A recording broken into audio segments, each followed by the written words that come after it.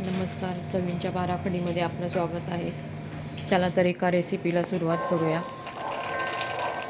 वाटाणा घेतला, फ्लावर घेतला, गाजर घेतली कट केलेली, फरसबी घेतली, तोंडली घेतली. एका बाउलमध्ये मी दही घेतलं, त्यात आलं लसूण पेस्ट टाकली, नंतर हळद टाकली, धना पावडर टाकली, मिरची पावडर टाकली, काश्मीरी मिरची टाकली, मीठ टाकलं.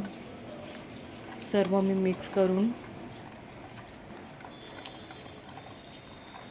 तयार करून घेतलं मिश्रण. त्यानंतर कट केलेल्या भाज्या मी सर्व त्यात टाकून मॅरिनेट करण्यासाठी ठेवलं आहे.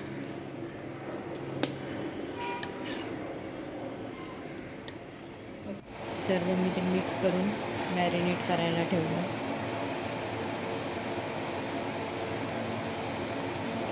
भाज्या मॅरिनेट झाल्यानंतर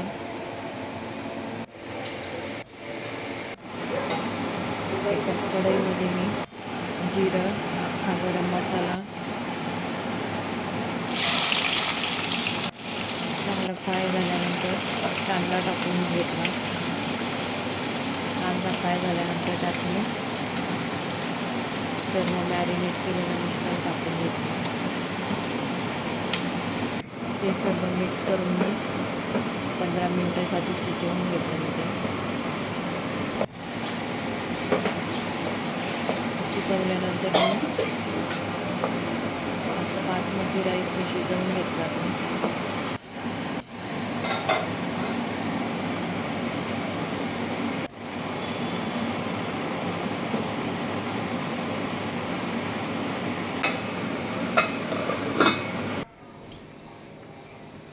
भाज्या शिजवून झाल्यानंतर मी एका कुकरच्या ह्याच्यात मी भाज्याचे लेयर लावून घेतला पहिला. त्यानंतर मी शिजवलेला बासमती राईस मी त्याचा एक लेयर लावला. त्यानंतर मी फ्राय केलेला कांदा टाकला. त्यात कोथिंबीर टाकून घेतली. कोथिंबीर टाकल्यानंतर मी त्यात थोडं तूप टाकून घेतलं.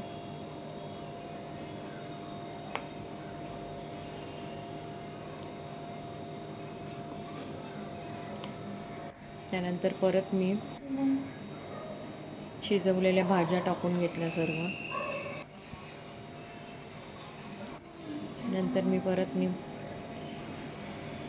भात हे करून घेतला, बासमती तांदूळ.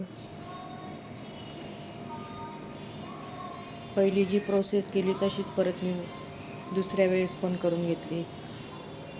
कांदा देखील टाकला मी परत फ्राय केलेला, कोथिंबीर टाकली, थोडं तूप टाकून मी नंतर झाकण ठेवून मी गॅसवर मी तवा ठेवला पहिला. त्यानंतर मी कुकरचं सर्व हे झाकण ठेवून मी 15 मिनिटासाठी वाफवून घेतले.